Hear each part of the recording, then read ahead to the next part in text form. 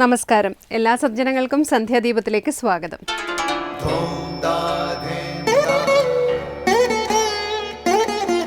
ശുഭം ഭവതു കല്യാണമായുസാരോഗ്യവർദ്ധനം സർവദുഃഖ വിനാശായ സന്ധ്യാദീപം നമോസ്തുതേ. നാമം ജപായനം പുണ്യം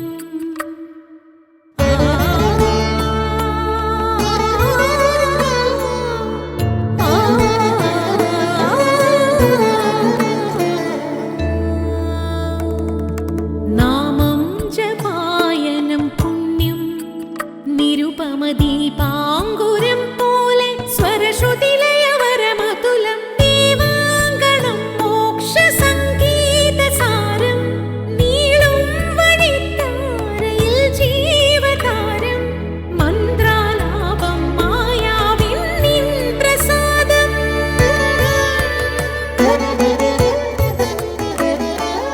ഇരുൾ നീങ്ങിയുണരുന്ന തെളിനാളദീപം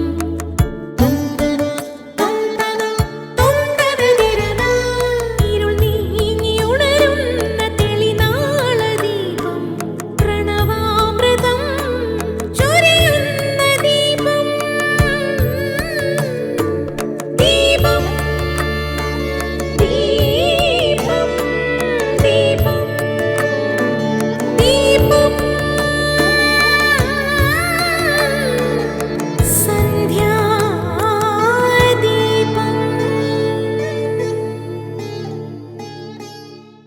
പ്രകൃതിയിൽ നിന്ന് പാഠങ്ങൾ പഠിച്ചാൽ ലോകജീവിതത്തിലും ആധ്യാത്മിക സാധനയിലും പ്രയോജനപ്രദമായ അനേകം കാര്യങ്ങൾ ഉൾക്കൊള്ളാൻ കഴിയും. പരമസത്യത്തെ സാക്ഷാത്കരിച്ച മഹാത്മാക്കൾ അവർക്ക് തത്വത്തിൽ ജീവിക്കാൻ ഉപകരിച്ച പാഠങ്ങൾ രേഖപ്പെടുത്തിയിട്ടുണ്ട്. പ്രകൃതിയിലെ 24 സചേതനങ്ങളും അചേതനങ്ങളുമായ വസ്തുക്കളിൽ നിന്ന് വിഭിന്ന ആധ്യാത്മിക പാഠങ്ങൾ പഠിച്ച് ആനന്ദചിത്തനായി തീർന്ന അവധൂതനെക്കുറിച്ച് ശ്രീമദ് ഭാഗവതത്തിൽ പറയുന്നുണ്ട്. ഭഗവാൻ ശ്രീകൃഷ്ണൻ ഭൂതലവാസം അവസാനിപ്പിക്കാൻ പോകുന്നതറിഞ്ഞ ഉദ്ധവൻ ഭഗവാനെ സമീപിച്ച് തന്നെ കൂടി പരമപദത്തിലെത്തിക്കണമെന്ന് അപേക്ഷിക്കുന്നു. ഭഗവാൻ ഉദ്ധവൻ ഉപദേശിക്കുന്ന തത്വങ്ങളാണ് പിന്നീട് ഉദ്ധവഗീത എന്നറിയപ്പെട്ടത്. ഉപദേശത്തിൻ്റെ തുടക്കത്തിൽ ഭഗവാൻ പ്രകൃതിയിൽ നിന്നെല്ലാം ആധ്യാത്മിക പാഠങ്ങൾ പഠിച്ചതിനെക്കുറിച്ച് ഉപദേശിക്കുന്നുണ്ട്. അതിനെക്കുറിച്ച് നാളെ കേൾക്കാം. തുടർന്ന് സദ്ഗുരുവചനം കേൾക്കാം. ഈശ്വരനോട് ഹൃദയം തുറക്കാനും അവിടുത്തോട് ഒരു വൈകാരിക ബന്ധം സ്ഥാപിക്കാനും ഏറ്റവും ഉത്തമമായ സാധനയാണ് പ്രാർത്ഥന. മാതാ അമൃതാനന്ദമയി ദേവി. ഇനി ശ്രീ കാവാലം ശ്രീകുമാർ ശ്രീ ശങ്കരാചാര്യ രചിച്ച ശിവാനന്ദ ലഹരിയിലെ ശ്ലോകം പാരായണം ചെയ്യുന്നത് കേൾക്കാം.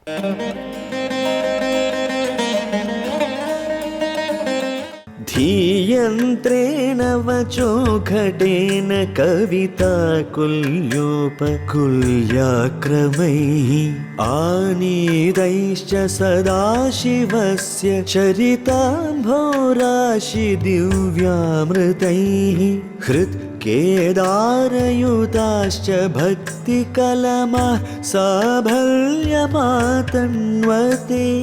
ദുർഭിക്ഷാൻ മമ സേവകസ്യ ഭഗവൻ വിശ്വേശഭീതി കുതഃ.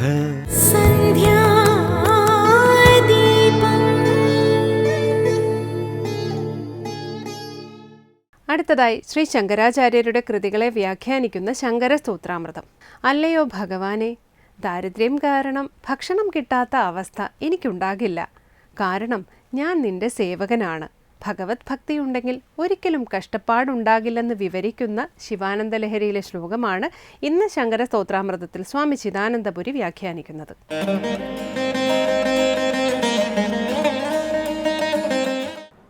ശങ്കരകൃതികളിൽ ശിവാനന്ദ ലഹരിയിൽ വിവിധങ്ങളായ കൽപ്പനകളെ ആസ്പദമാക്കി ഭഗവസ്തുതി ചെയ്യുന്ന ഭാഗമാണ് നമ്മൾ പഠിക്കുന്നതൊക്കെയും. മനസ്സാകുന്ന നഗരത്തിൽ പരമേശ്വരൻ പ്രതിഷ്ഠിതനായാൽ രാജാവായിരിക്കുമ്പോൾ സർവശത്രുക്കളും പോയി ശാന്തി സുഖ സമൃദ്ധമായ അവസ്ഥ ഉണ്ടാവുന്നു എന്ന് പറഞ്ഞു. തുടർന്ന് ഭഗവത് ഭക്തി ഉണ്ടെങ്കിൽ ഒരിക്കലും കഷ്ടപ്പാടുണ്ടാവില്ല എന്ന് പറയുകയാണ്. അതെങ്ങനെ നോക്കൂ. ധീയന്ത്രേണ വചോ ഘടേന കവിതാകുല്യോപകുല്യാക്രമൈഃ ആനീതൈശ്ച സദാശിവസ്യ ചരിതാംഭോരാശി ദിവ്യാമൃതൈഃ. ഹേ വിശ്വേശ, അല്ലയോ വിശ്വത്തിൻ്റെ മുഴുവൻ ഈശ്വരനായ ഭഗവാനെ, പരമേശ്വര, ഹേ ഭഗവൻ, അല്ലയോ ഭഗവാനെ, സേവകനായ എനിക്ക്, നിൻ്റെ സേവകനായ എനിക്ക്, ദുർഭിക്ഷാത് കുതഹ ഭീതി, ദുർഭിക്ഷത്തിൽ നിന്ന് ഭീതി എവിടെ ഉണ്ടാവും? ഉണ്ടാവില്ല, ഒരിക്കലും ഉണ്ടാവില്ല. ദുർഭിക്ഷ എന്നതുകൊണ്ട് ഭക്ഷണമില്ലാതിരിക്കുന്ന അവസ്ഥയാണ്, ഭക്ഷണം കിട്ടാത്ത അവസ്ഥ.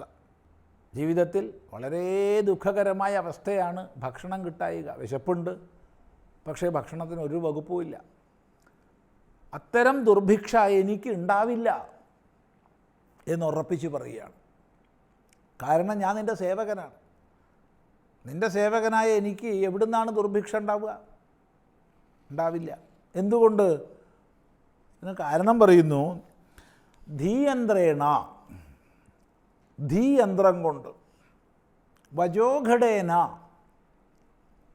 വാക്കുകളാകുന്ന കുടം കൊണ്ട്, കവിതാകുല്യോപകുല്യാക്രമൈഃ, ഭക്തിസ്തോത്രങ്ങളാകുന്ന കവിതകളാകുന്ന കുല്യകളിലൂടെയും ഉപകുല്യകളിലൂടെയും, ആനീതൈഹി, ആനീതങ്ങളായ വന്നു ചേർന്നവയായ, സദാശിവസ്യ ചരിതാംഭോരാശി ദിവ്യാമൃതൈഹി, സദാശിവൻ്റെ ചരിതങ്ങളാകുന്ന ദിവ്യ ജലരാശികളെ കൊണ്ട്, ഹൃത്കേദാരയുതാഹ, ഹൃദയമാകുന്ന കേദാരങ്ങൾ, വയലുകൾ, ആ വയലുകൾ മുഴുവൻ നല്ല സഫലമായിരിക്കുക. അങ്ങനെ ഭക്തികളമാഹ, ഭക്തിയുടെ കലമങ്ങൾ, കലമങ്ങൾ നെൽച്ചെടികൾ വളർന്നു നിൽക്കുകയാണ്. ആ നെൽച്ചെടികൾ സാഫല്യമാതന്വത്തെ, സഫലതയെ പ്രാപിക്കുന്നു. മുഴുവൻ നെല്ല് വിളഞ്ഞു കഴിഞ്ഞു. ആ നെൽച്ചെടികളിൽ മുഴുവൻ നെല്ലുണ്ടാവുന്നു. പിന്നെ എനിക്കെവിടെയാണ് ദുർഭിക്ഷ ഉണ്ടാവുക? എനിക്കൊരിക്കലും ഭക്ഷണത്തിനൊരു മുട്ടും ഉണ്ടാവില്ല. കാരണം ധാരാളം നെല്ലുണ്ടായി എനിക്ക് എന്നാണ് പറയുന്നത്. എന്താണ് ഇവിടുത്തെ കൽപ്പന? ഒന്ന് നോക്കൂ. അപ്പോൾ ഈ കൽപ്പന മനസ്സിലാക്കണമെങ്കിൽ ആദ്യം കൃഷിയെക്കുറിച്ചുള്ളൊരു ബോധം വേണം. മാത്രമല്ല, അത്യത്ഭുതകരമായിട്ട് ശാങ്കര കൃതികളിലാണല്ലോ ഈ ശിവാനന്ദ ലഹരി ഉൾപ്പെട്ടിട്ടുള്ളത്. അപ്പം അവിടെ ജലസേചനത്തിനുള്ള യന്ത്രമാണ് പരാമർശിക്കപ്പെട്ടത്. ആ ജലസേചനത്തിനുള്ള യന്ത്രം എന്ന് പറഞ്ഞാൽ ഇന്നത്തെ പമ്പ് സെറ്റൊന്നുമല്ല, മറിച്ച് ആ യന്ത്രത്തിൻ്റെ അഗ്രഭാഗത്ത് ഘടം കെട്ടിയിരിക്കുക. അപ്പോൾ പണ്ട് കാലത്ത് ഉപയോഗിച്ചിരുന്ന ഏത്തമാണത്, ആ യന്ത്രം. അപ്പോൾ ജലാശയത്തിനരികിൽ ഏത്തം കെട്ടുന്നു, ഏത്തത്തിൻ്റെ അഗ്രഭാഗത്ത് ഘടം ഉണ്ടാവും. ആ ഘടം വെള്ളം മുക്കും ജലാശയത്തിൽ നിന്ന്. എന്നിട്ടത് കുല്യയിലേക്ക് ഒഴിക്കും. ആ കുല്യയിൽ നിന്ന് ഉപകുല്യകളുണ്ടാവും. കുല്യ ചാല്, വലിയ ചാല്, നീർച്ചാല്. ആ നീർച്ചാലിൽ നിന്ന് ഉപകുല്യകൾ, ചെറിയ ചെറിയ ചാലുകൾ. ആ ചെറിയ ചെറിയ ചാലുകൾ ഓരോ കണ്ടങ്ങളിലേക്കും പോകും. ഇങ്ങനെയാണ് പഴയ കാലത്തെ ജലസേചന രീതി. അങ്ങനെ ഉപകുല്യകളിലൂടെ അതത് കണ്ടങ്ങളിൽ എത്തിക്കഴിഞ്ഞാൽ അവിടത്തെ നെല്ലിന് വെള്ളമായി, അത് നല്ലോണം വളരും. അങ്ങനെ നെല്ല് വളർന്ന് നല്ലപോലെ വിളയും. പിന്നെ ആ നാട്ടിൽ എവിടെയാണ് ദുർഭിക്ഷ ഉണ്ടാവുക? ഉണ്ടാവില്ല. ഇതുപോലെ ബുദ്ധിയാകുന്ന ഏത്തം കൊണ്ട്, ഇപ്പോൾ കാര്യാകാര്യ വിവേചനം ചെയ്യുന്ന ഈശ്വര തത്വവിചാരം ചെയ്യുന്ന ബുദ്ധിയെ ഇവിടെ ഏത്തമായിട്ട് കൽപ്പിച്ചു. ഏത്തത്തിൻ്റെ യന്ത്രം, അതൊരു ലഘുയന്ത്രമാണല്ലോ, വളരെ സങ്കീർണമാണ് എങ്കിലും ലഘുയന്ത്രത്തിലാണ് അതിനെ പെടുത്താൻ പറ്റുക. ഇവിടെ ഘടം എന്താണ്? ബുദ്ധിയാണ്, വിചാരം ചെയ്യാനുള്ളതായ ബുദ്ധി. ആ ബുദ്ധിയിൽ സദാ ഈശ്വര വിചാരം ചെയ്യുകയാണ്, പരമാത്മതത്വം വിചാരം ചെയ്യാണ്, പരമേശ്വര വിചാരം ചെയ്യാണ്.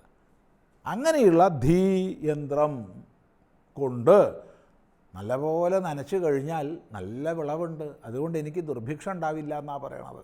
ഈ ശ്ലോകം നല്ലപോലെ ഒന്നുകൂടി വിചാരം ചെയ്യാം. അടുത്ത പ്രാവശ്യമാവട്ടെ.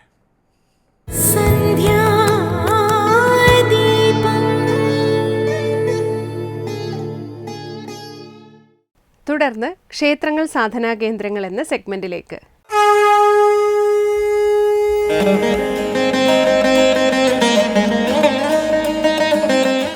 ക്ഷേത്രങ്ങളും കാവുകളും തമ്മിലുള്ള വ്യത്യാസത്തെപ്പറ്റിയാണ് കഴിഞ്ഞ അധ്യായത്തിൽ നമ്മൾ ചർച്ച ചെയ്തത്. ഇക്കുറി അല്ലെങ്കിൽ ഈ അധ്യായത്തിൽ നമ്മൾ ചിന്തിക്കുന്നത് മഹാക്ഷേത്രങ്ങളും സാധാരണ ഒരു ക്ഷേത്രവും തമ്മിലുള്ള വ്യത്യാസങ്ങളും അതിൻ്റെ രീതി വൈവിധ്യങ്ങളുമാണ്. മഹാക്ഷേത്രങ്ങൾ എന്ന് സാമാന്യമായി നമുക്ക് ചിന്തിക്കുമ്പോൾ ക്ഷേത്രത്തിൻ്റെ ഘടന, വലിപ്പം, വിസ്താരം അതൊക്കെയാണ് ഇതിൻ്റെ ഒരു അടിസ്ഥാനമെന്ന് നമുക്ക് സാധാരണയ്ക്ക് തോന്നാം. എന്നാൽ കേവലം ക്ഷേത്രം എന്ന് പറയുന്ന ഒരു കെട്ടിടത്തിൻ്റെ അല്ലെങ്കിൽ ആ നിലയിൽ ഒരു സങ്കല്പത്തിൻ്റെ ഒരു വലിപ്പമോ വാസ്തുഘടനയുടെ വിസ്താരമോ ഒന്നുമല്ല ക്ഷേത്രങ്ങളെ മഹാക്ഷേത്രങ്ങളാക്കുന്നതിലുള്ള അടിസ്ഥാനപരമായിട്ടുള്ള കാര്യങ്ങൾ. താന്ത്രികമായ ഒരു നിയമം അതിന് ഉണ്ട്. ക്ഷേത്ര ആചാരങ്ങൾക്ക്, പൂജാ സംവിധാനങ്ങൾക്കുള്ള ഒരു പ്രത്യേകതകളാണ് ഒരു ക്ഷേത്രത്തെ മഹാക്ഷേത്രമാക്കുന്നത്. ദിവസത്തിൽ ഒരു നേരമെങ്കിലും തുറക്കുന്ന ക്ഷേത്രങ്ങൾ, രാവിലെയും വൈകുന്നേരവും തുറക്കുന്ന ക്ഷേത്രങ്ങൾ എന്നുള്ള ഒരു ക്രമം. ഈ രാവിലെയും വൈകുന്നേരവും തുറക്കുന്ന ക്ഷേത്രങ്ങളിൽ 3 പൂജകളോട് കൂടിയിട്ടുള്ള സംവിധാനങ്ങളും നമ്മൾ കാണാറുണ്ട്. എന്നാൽ മഹാക്ഷേത്രങ്ങൾ എന്ന് പറയുന്ന സങ്കല്പത്തിൽ ഇതിനപ്പുറമുള്ള ഒരു പൂജാവിശേഷങ്ങൾ കൂടി അവിടെയുണ്ട്. അവിടെ 5 പൂജകളാണ് മഹാക്ഷേത്രത്തിൻ്റെ ഒരു സമ്പ്രദായത്തിൽ ചിട്ടപ്പെടുത്തിയിട്ടുള്ളത്.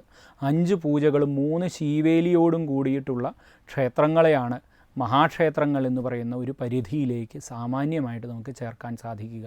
രാവിലെ ഉഷപ്പൂജ എന്ന് പറയുന്ന പൂജ, അത് സൂര്യോദയത്തിന് തൊട്ട് മുമ്പ് അല്ലെങ്കിൽ സൂര്യോദയത്തോട് ചേർന്ന് സൂര്യൻ ഉദിച്ചുയരുന്ന ആ ഒരു ഘട്ടത്തിൽ നടത്തുന്ന പൂജയാണ് ഉഷപ്പൂജ എന്ന് പറയുന്നത്. അടുത്തത് എതിർത്തു പൂജ എന്ന് പറയുന്നൊരു ഘട്ടമാണ്.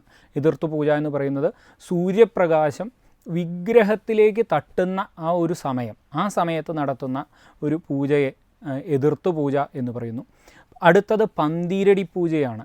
പഴയ കാലത്ത് നിഴലിനെ ആസ്പദമാക്കിക്കൊണ്ടാണ് സമയക്രമങ്ങൾ ചിട്ടപ്പെടുത്തിയിരുന്നത്. അതായത് പന്തീരടി പൂജ എന്ന ക്രമം വരുമ്പോൾ 12 അടി നിഴലിന് വിസ്താരം വരുന്ന ഘട്ടത്തിൽ നടത്തുന്ന പൂജയാണ് പന്തീരടി പൂജ എന്ന് പറയുന്നത്. അത് കഴിഞ്ഞ് ഉച്ചപൂജ എന്ന് പറയുന്ന ഒരു പൂജയും കൂടി സാമാന്യമായിട്ട് ഈ മഹാക്ഷേത്രങ്ങളുടെ ഘടനയിലുണ്ടാകും. ഇതിനു പുറമെ രാത്രി അത്താഴ പൂജയും വൈകുന്നേരം നട തുറന്ന് ദീപാരാധനയും അത്താഴ പൂജയോട് കൂടിയിട്ടാണ് മഹാക്ഷേത്രങ്ങളുടെ ഒരു ഘടനാവിശേഷം വരുന്നത്. ഇതിൽ തന്നെ വിശേഷമായിട്ട് 3 ശീവേലികൾ, രാവിലെ ഉഷപ്പൂജ കഴിഞ്ഞിട്ടൊരു ശീവേലി, ഉച്ചപൂജ കഴിഞ്ഞിട്ടൊരു ശീവേലി, അത്താഴ പൂജ കഴിഞ്ഞിട്ട് ഒരു ശീവേലി എന്ന ഒരു ക്രമവുമുണ്ട് മഹാക്ഷേത്രങ്ങളിൽ. അതോടൊപ്പം തന്നെ ഉച്ചപൂജയിൽ നവകാഭിഷേകവും നമ്മൾ കാണാറുണ്ട്. നമ്മൾ പല ക്ഷേത്രങ്ങളെ നമുക്ക് എടുക്കുമ്പോൾ നിങ്ങളുടെ പ്രദേശത്തുള്ള ഓരോ ക്ഷേത്രങ്ങളും നോക്കുക, അവിടുത്തെ പൂജാക്രമങ്ങളെ എങ്ങനെയാണ് ചിട്ടപ്പെടുത്തിയിട്ടുള്ളത് എന്ന് നോക്കുക. അത് തന്നെയാണ് ഇതിൻ്റെ ഒരു പ്രാധാന്യത്തിന് അർഹത. അതോടൊപ്പം തന്നെ ഈ ക്ഷേത്രങ്ങളുടെ വാർഷികമായ ഉത്സവങ്ങൾക്കോ അങ്ങനെയുള്ള ക്രമങ്ങൾക്കും മഹാക്ഷേത്രങ്ങൾക്ക് വളരെയധികം പ്രാധാന്യമുണ്ട്. എന്നാൽ ഉത്സവങ്ങളില്ലാത്ത മഹാക്ഷേത്രങ്ങളും വളരെ സാമാന്യമായിട്ടുണ്ട്. എന്തായാലും മഹാക്ഷേത്രങ്ങളുടെ ഘടനയേക്കാൾ അല്ലെങ്കിൽ അതിൻ്റെ ഒരു വാസ്തുഘടനയേക്കാൾ അവിടുത്തെ താന്ത്രിക നിയമം എന്ന് പറയുന്നത് പൂജാവിധാനങ്ങളുടെ ചിട്ടപ്പെടുത്തൽ തന്നെയാണ് എന്ന് നമ്മൾ മനസ്സിലാക്കേണ്ടതുണ്ട്. അവസാനമായി ദീപാരാധനയാണ്. ക്ഷേത്ര സന്നിധിയിലെത്തി മംഗളാരതി തൊഴുത് ഇന്നത്തേക്ക് മടങ്ങാം. എല്ലാവർക്കും നമസ്കാരം.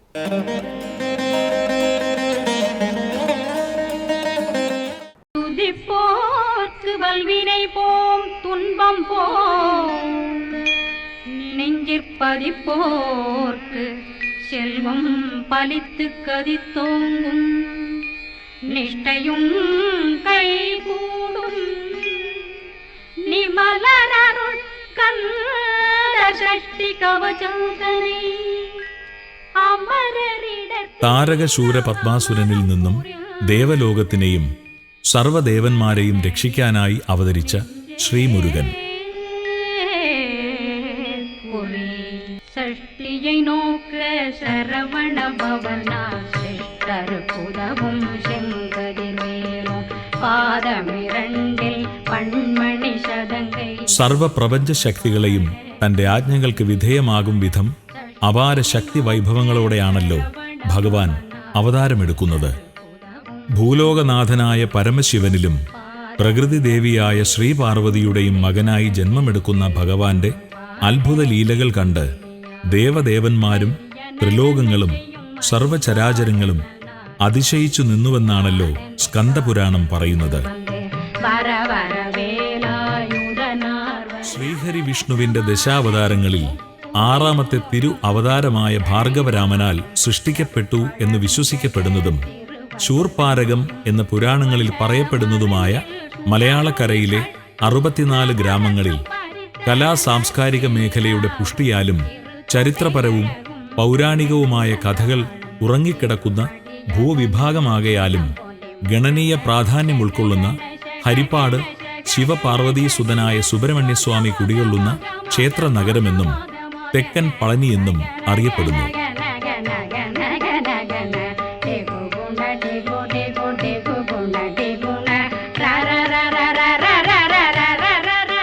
ഏഴ് മഹാക്ഷേത്രങ്ങളുടെ പട്ടികയിൽ ഹരിഹരന്മാരുടെ ചൈതന്യം ഉൾക്കൊള്ളുന്ന പ്രധാനപ്പെട്ട മഹാക്ഷേത്രമാണ് ഹരിപ്പാട് ശ്രീ സുബ്രഹ്മണ്യസ്വാമി ക്ഷേത്രം.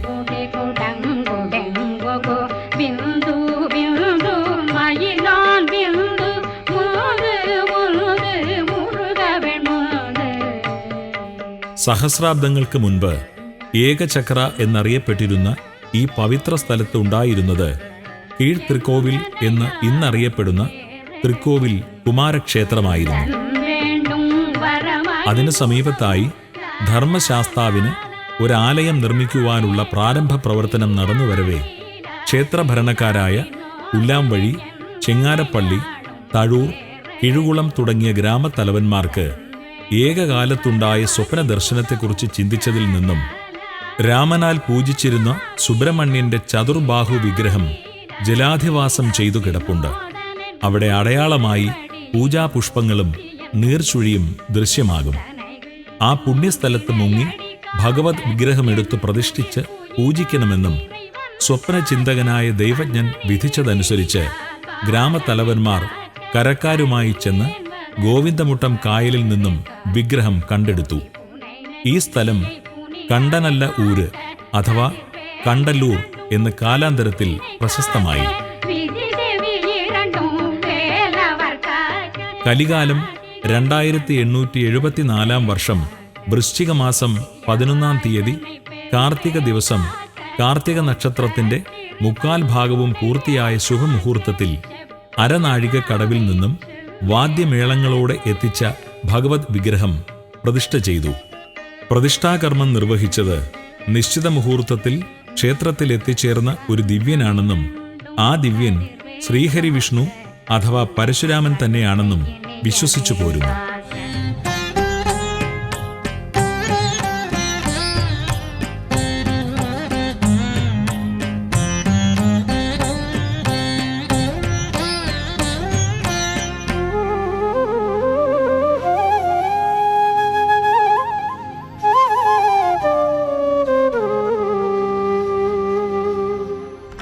ശ്രീ സുബ്രഹ്മണ്യന്റെ ഷഡാധാര പ്രതിഷ്ഠയാണ് ശ്രീകോവിലിൽ കുടികൊള്ളുന്നത്.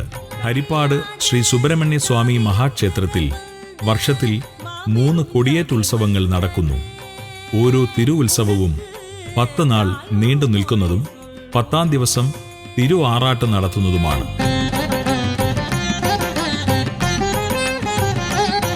താന്ത്രിക വിധി അനുസരിച്ച് അങ്കുരാദി, ത്വജാദി, പടഹാദി എന്നിങ്ങനെ അറിയപ്പെടുന്ന ഉത്സവത്രയങ്ങൾ വ്യത്യസ്ത തീർത്ഥങ്ങളിൽ ആറാട്ടോടെ സമാപിക്കുന്നു.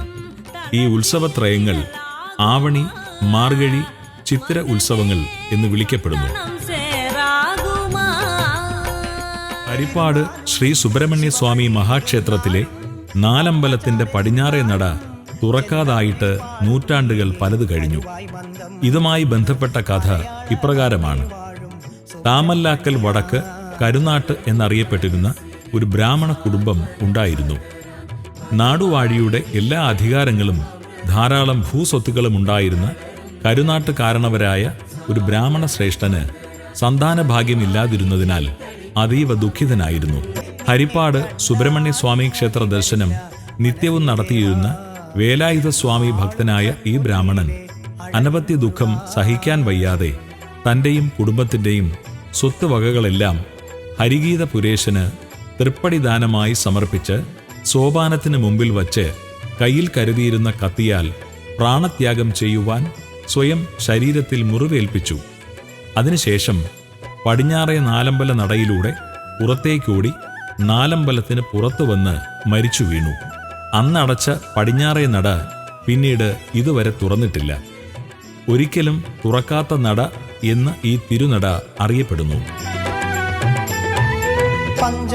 പ്രാണത്യാഗം ചെയ്ത കരുനാട്ട് കാരണവർ ബ്രഹ്മരക്ഷസായി ഈ ക്ഷേത്രത്തിൽ കുടികൊള്ളുന്നു.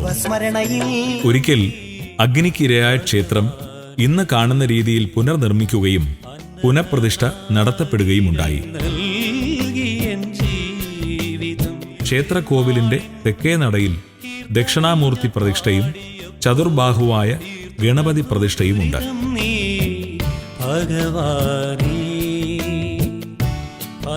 ക്ഷേത്രമുറ്റത്ത് പശുപാലകനായ സാക്ഷാൽ ഗോശാല കൃഷ്ണനെയും പ്രതിഷ്ഠിച്ചിരിക്കുന്നു. ബലിക്കൽ പുരയുടെ തെക്ക് വിളക്കുമാടത്തിനോട് ചേർന്ന് വിഘ്നേശ്വരൻ വസിക്കുന്നു. കൂടാതെ യക്ഷിയമ്മ, ഈശാന കോണിൽ പ്രതിഷ്ഠിച്ചിരിക്കുന്ന ഗുരുതികാമനും പഞ്ചമിയുമാണ് മറ്റ് ഉപദൈവങ്ങൾ. ക്ഷേത്രമതിലിന് വെളിയിലായി തെക്കുകിഴക്ക് മൂലയ്ക്ക് ചതുരശ്രീ കോവിലോടുകൂടി ബാലമുരുക പ്രതിഷ്ഠയുണ്ട്. ഈ ക്ഷേത്രം മൂലക്ഷേത്രമെന്ന് അറിയപ്പെടുന്നു. കിഴക്ക് ദർശനമായുള്ള ഈ ക്ഷേത്രത്തിൽ നിത്യേന അഭിഷേകം, നിവേദ്യം, ദീപാരാധനാ പൂജകൾ എന്നിവ നടക്കുന്നു.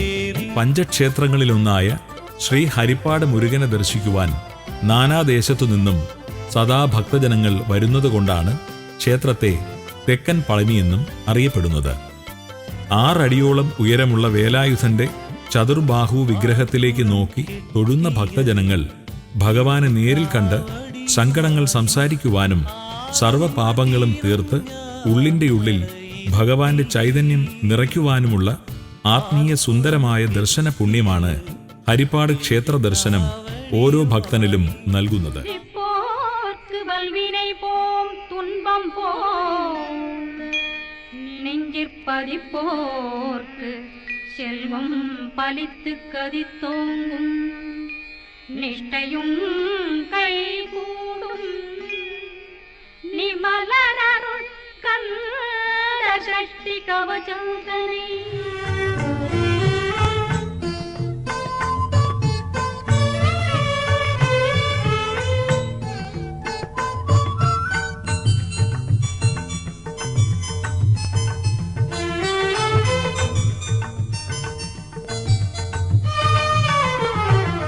ഹരിപ്പാടിൽ വാഴുന്ന തിരുമുരുകാനിൻ അരികിൽ മനം എന്നും മയിലാകും.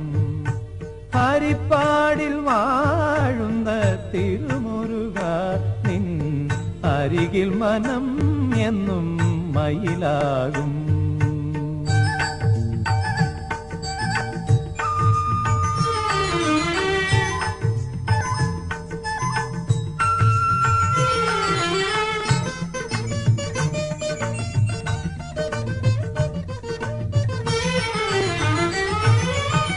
സ്തുതിച്ചാൽ കാപ്പവൻ, നിനച്ചാൽ തുണപ്പവൻ, ഒരിക്കൽ താതനും ഉപദേശം കൊടുത്തവൻ.